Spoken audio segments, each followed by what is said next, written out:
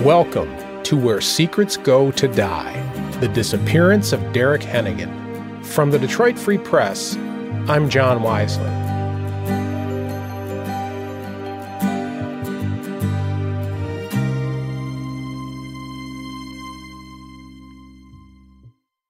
Before we begin, a reminder. This is a two-part episode, and you're now listening to Part B. Be sure you've listened to Part A, where we question Michigan State Police about the search of Trooper David Mogenberg's property. And we review other suspects in the case, including a man who pled guilty to attempted perjury. You don't want to miss it. As I was saying in Part A, when Trooper Grenfell took over the case, he was digging deeper into it years after Derrick went missing. So he went back and re-interviewed a lot of the people in and around it. In 2015, there was a lot going on. Trooper Mogenberg's daughter had already reported his walk in the woods. Dyanna Maddox had been arrested after a dust-up with her 14-year-old daughter. She was accused of domestic violence and being disorderly. The prosecutor dropped the domestic violence charge and she pled guilty to a misdemeanor. And she really began a downward spiral. During the domestic violence investigation, Child Protective Services visited her apartment. Investigators said they found marijuana, pills, and syringes scattered throughout the place. They also interviewed her 14-year-old daughter, who said that she was forced to help Dyanna crush pills. She said she would even hold Dyanna's arm while Dyanna injected the drugs. Dyanna later pleaded guilty to maintaining a drug house. The court also yanked her kids out of there. And in the coming months, she would face more troubles. She refused one drug test, failed another, served some jail time. At one point, she was found unconscious at a tavern and rushed to a hospital. There, she tested positive for alcohol, opiates, oxycodone, and benzodiazepine, a form of sedative. In the middle of all of Dyanna's troubles, the triple murder in Manistee happened. All three victims had ties to the Henagan case. And Trooper Grenfell? He kept digging into Derrick's disappearance. He had interviewed a man named Lonnie Cummings. Lonnie was a friend of Dyanna's one-time brother-in-law, Brian Mitchell. Lonnie said he'd been staying at Mitchell's home once when Dyanna also was staying there. One night, Lonnie said, Dyanna got drunk, and Lonnie said Dyanna told him she deserved Social Security for her son because Derrick was the father. Lonnie said Dyanna claimed she deserved the money because, quote, after all, she paid $100,000 to get rid of the body, end quote. Lonnie said he believed it because as he understood it, Dyanna had received several $100,000 from the life insurance policy of her ex-husband. Lonnie told the police that the morning after that drunken exchange, Dyanna was sober. Lonnie said she repeated the story with no variation. Then, about 2 weeks later, Dyanna was drunk again and repeated it again, Lonnie said.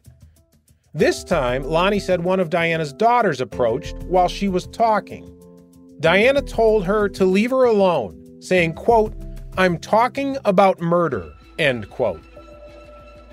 After talking to Lonnie, Trooper Grenfell went to question Dyanna.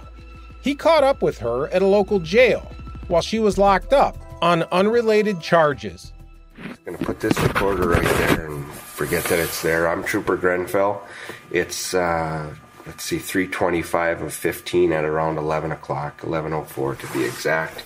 I have with me Dyanna Louise Maddox. I received a recording of that interview and a later one from the state police.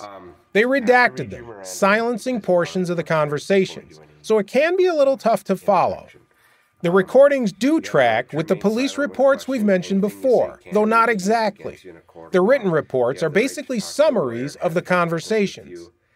Some things appear in the reports, but are redacted entirely from the recordings, and vice versa. You've made some statements when you've been intoxicated that we've got issues with, or I do. It's kind of like my case now, so I've got issues with. It was when you were staying in the basement.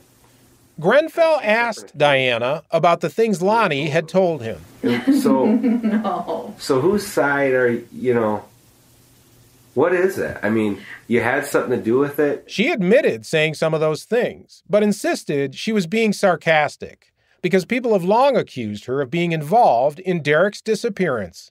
No, I have said that before, just being stupid. And I'm not going to sit here and say that I haven't said that because, yeah, I have said stupid stuff like that, but no. I didn't want Derrick gone. I didn't want Derrick hurt. Grenfell told her the things he'd heard about her. A lot of people think that you had something to do with Derrick's disappearance. Mm-hmm. And I'm on the fence. I mean, I'm not going to accuse you of something unless I'm pretty confident that...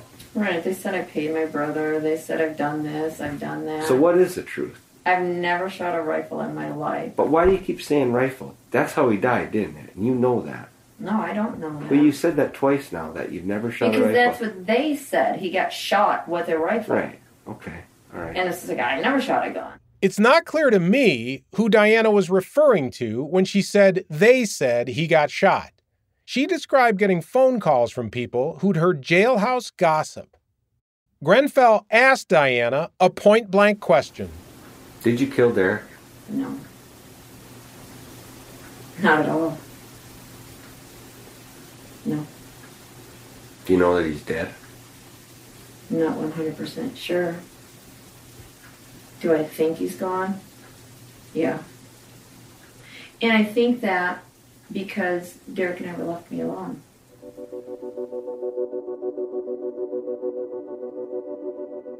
Grenfell pressed ahead, but the passage of time clearly made things more difficult. He attempted to get copies of the run sheets from the B&E report Dyanna filed about the missing guns. But police had updated the computer dispatch systems, and he couldn't get them anymore. I wish he would have.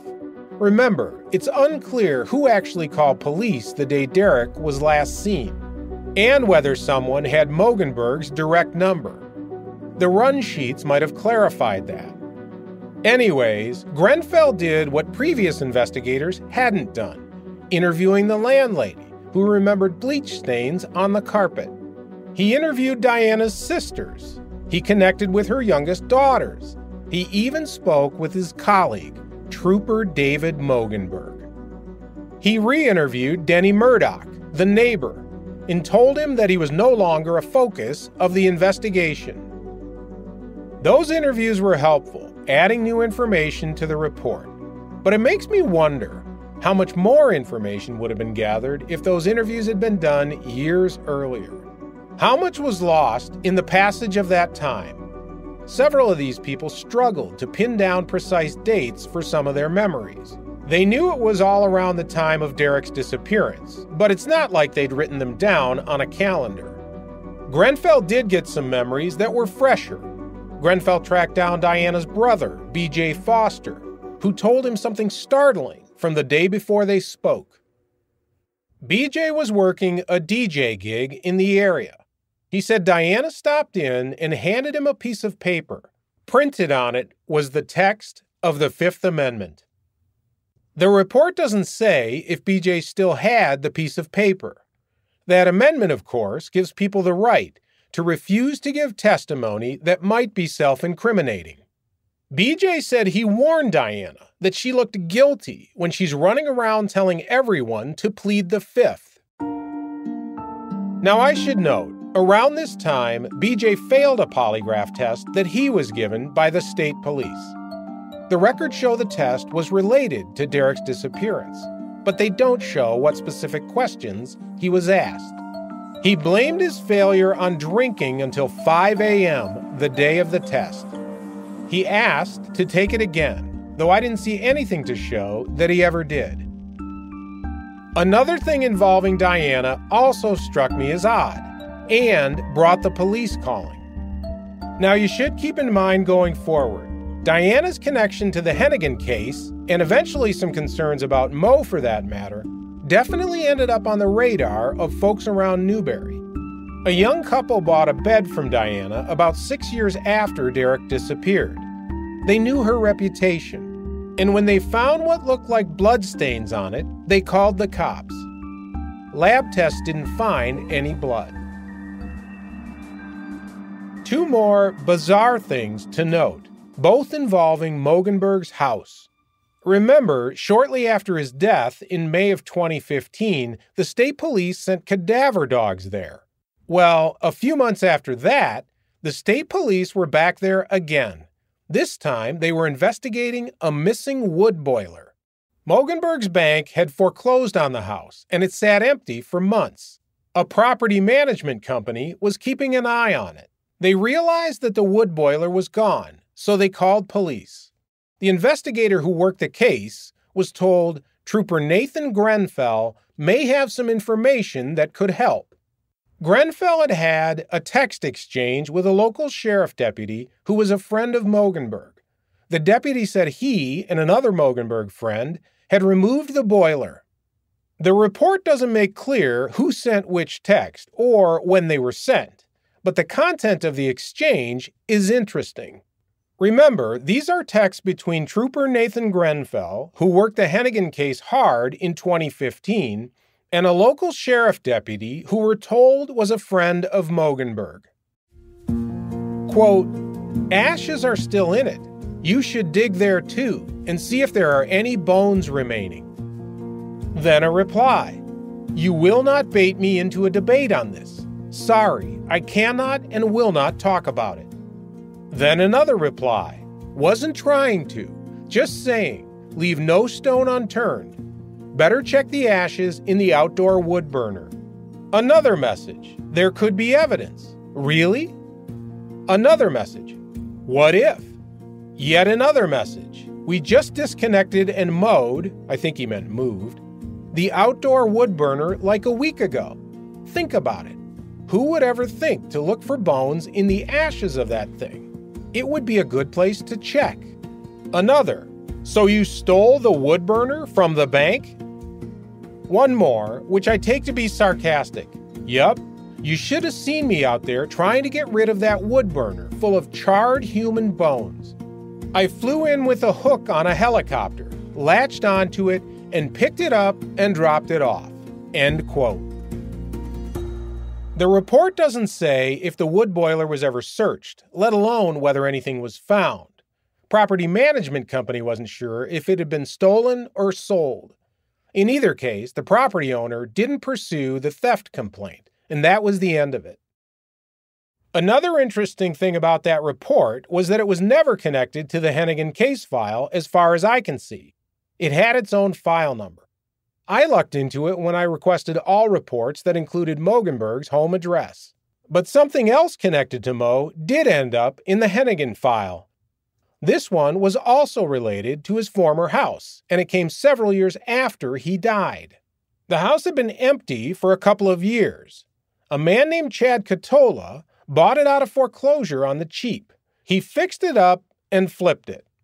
Chad's a local who'd grown up in the area. He told us he was renovating when he broke open a basement wall.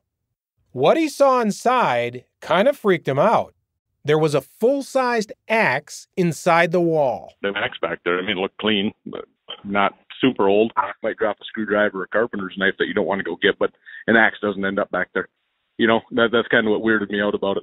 Chad did what most people would do at first. I had gloves on. We obviously working, but I grabbed it and then it just clicked with me. I was like, "Oh, I better set that down." Like, I better not be messing with that. Chad knew the history of the house when he bought it. Like I said, the disappearance of Derrick Henagan is pretty well known in the area. I've had buddies over and people that grew up around here. They'd come over to the house. We'd have some beers, and of course that would get brought up. And, you know, conspiracy theory kind of. Yeah. So that story is a little bit of an urban legend up there. People know it pretty well, huh? Yeah, absolutely. Yeah, people know it pretty well. Wow. Yeah, I was getting a lot of crap when I was buying the house. Like, well, you know, Derrick Henagan's buried in the root cellar. Like, yeah, okay, whatever you say, man. All kidding aside, Chad took the axe seriously. He had some buddies who were troopers, so he made a call and the state police came by to pick up the axe. It was attached to the Derrick Henagan case file and sent to the State Police Crime Lab, which analyzed it for blood and fingerprints. Here we have another lab report, and again, no findings. Another dead end. There was one more thing I wanted to do. I wanted to ask Dave's second wife, Renee, if she remembered him having an axe like that around the house. She lived with him there for years. Maybe she would know. So I phoned her down in Kentucky and explained this odd finding. And the homeowner kind of knows the story. He kind of knows. He knows. Dave put up new drywall in the freaking basement. Renee was as intrigued as I was. She immediately thought the worst. How much more evidence do they need? An axe between the freaking walls? You probably axed him up back on the freaking property and fucking burnt him in the stove. Ouch. I wasn't ready to say that about Loganberg, but I still had my questions about the meaning of this axe. Then Renee suggested something I should have thought of first. If you showed me that axe, I could identify and say if it was ours. I've got a picture of it. You want me to send you a picture of it? Okay.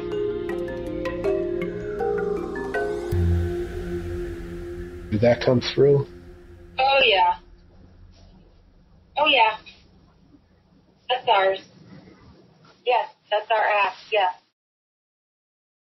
We'll be back after the break.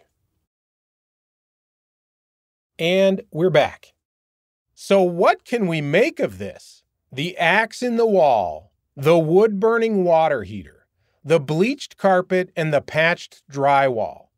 Then you've got the triple murder and the journals that we were told disappeared, the report of a makeshift graveyard, and the brutal cop who calls his daughter a goddamn traitor.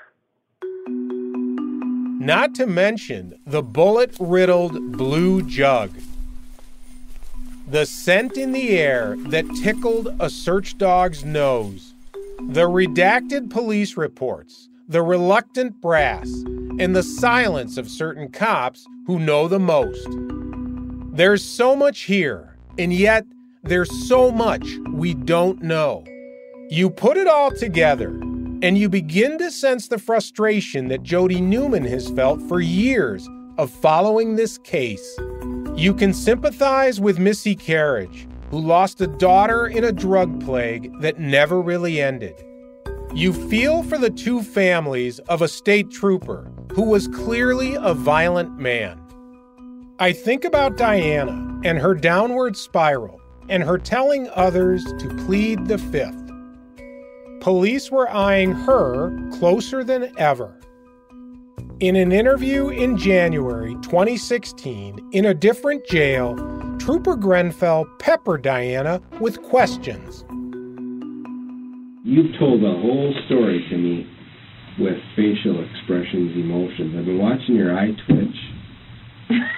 Oh my God. At a certain point. Trying to stare right back at you, and because when you smile, it's going to make me smile. But no. We have a police report that summarizes this meeting, but we also have video, which we received under a public records request. Check our show notes for a link to see some of it. They spoke in a small room with a desk in it. Grenfell is in his trooper uniform on one side of the desk. Dyanna is sitting on the other side in an orange jail jumpsuit with what looks like a white sweatshirt underneath. Her hands are handcuffed in her lap, and she moves them in unison when she's making a point. Grenfell moves around in his chair during the interview, even putting his feet on the desk with his hands clasped on the top of his head. I believe you. Good! Again, some details are heard in the recordings, but not included in the written reports, and vice versa. Dyanna said the reports of the girls buying bleach were absurd. But she did say that they may have used OxyClean on the carpet because the kids had spilled red Kool-Aid. There's never came back to the house. Okay, he didn't come back to the house. I'm beyond that. Okay. I know that you're not a cold-blooded killer, and whatever happened, however it happened, I didn't do anything today. was not intentional. I didn't do anything. Grenfell asked her about some of the things other people had said. Why did Trissa hear gunshots in the woods when you went out in the foreman? That I have no idea. I know it doesn't make sense. It's one of the dots we can't cross. Trissa says you go walk, or it doesn't make sense. She says you go off with the four-wheeler, then the gunshots are heard somewhere else. I don't know. It's near that trail, the trail that kind of... I don't know. I didn't go out there with the gun or whatever. That's where it's not right. He asked her about the story of the frantic phone call with claims there was blood all over, about her sister Christina saying she saw blood on the floor. Quote, "None of that is right," Dyanna said. Grenfell grilled her about the timing of the missing person report. You knew he was missing, which is why you filed a missing person complaint. You knew he was missing, and you had to file a missing persons complaint to cover your ass. That's what set this whole thing in motion, yes. Not true. Yes, it is. No, it's not. I filed it 4 days later when the coast was clear, when the house was cleaned up, when everything was cleaned up, and we got rid of them, and everything was all set. Okay, now let's file a missing persons complaint. And let's meet Trooper Wilson at the Bears Den so he's nowhere near the house. I don't recall that. Why would I meet him at the Bears Den? I don't recall. And I don't know what happened with the drywall. I don't even know if that's relevant, but you did repair the drywall because you actually painted it, and the paint didn't match. I didn't repair a whole thing of drywall. I do know that. I remember bringing somebody made a repair. I don't know if it's you, BJ, DJ, Smoogie, Smitty, Smutty, whatever. But somebody made a drywall repair, and the paint didn't match. Mm-hmm. The dog hit on the register. The TV, I think, fell and down to that when we were trying to hang it. But it didn't do anything to the register. This is the evidence.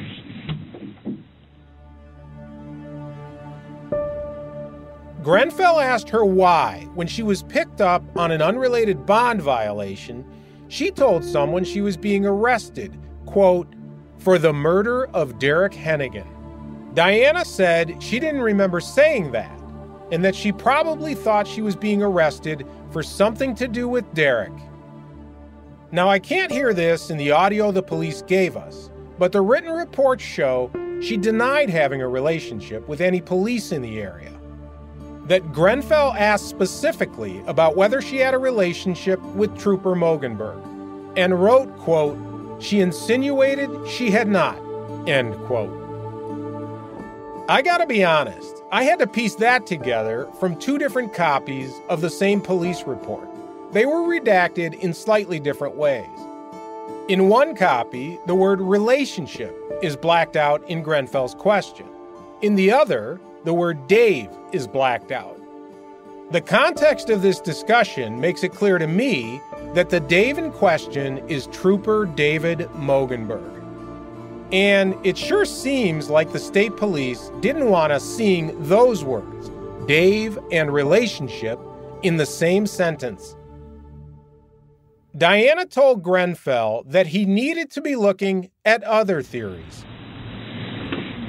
You're looking in the wrong direction. You turn around and look the other way, and you could probably figure it out. I don't know. I would take what Keith had to say, what Heather has told me. Believe me for a minute.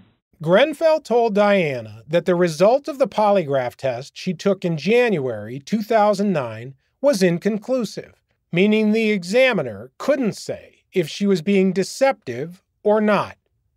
The report originally noted she had passed, but a second polygraph examiner would end up reviewing it and changing the result.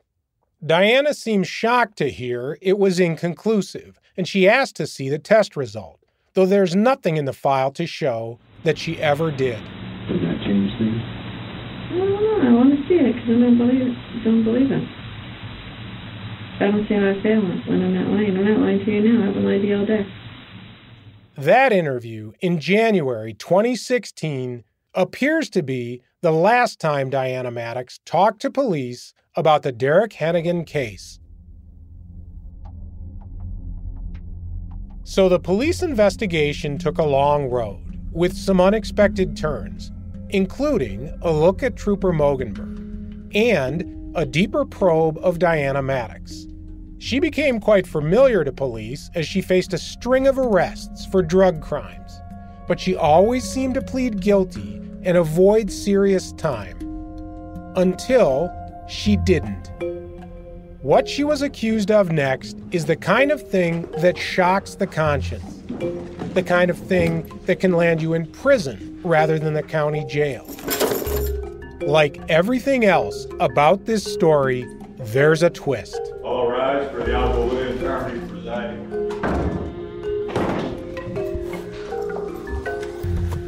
Next time on Where Secrets Go to Die. Please be seated, thank you. This is the matter of People versus Maddox, file 17-1338, FC.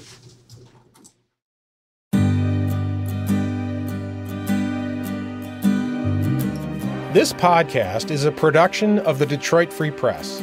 It was investigated, written, and hosted by me, John Wisely. Our executive director is Anjanette Delgado.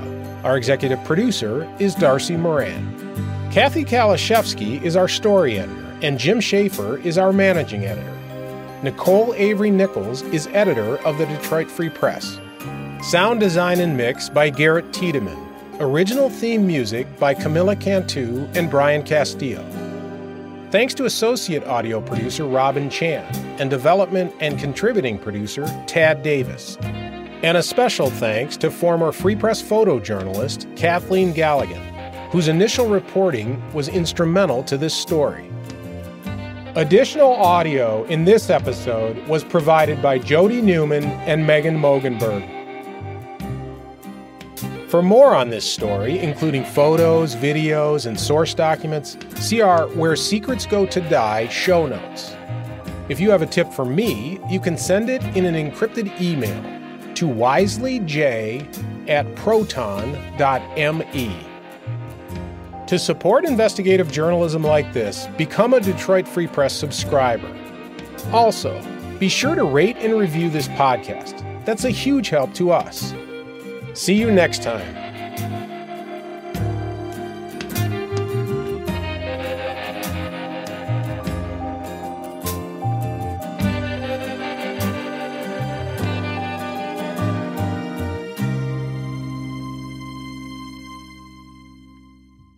If you or someone you know has experienced domestic violence, help is available through the National Domestic Violence Hotline at 800-799-SAFE or by visiting their website at thehotline.org. For help with mental health or substance use disorders, visit samhsa.gov or call their hotline at 800-662-HELP for free confidential referrals.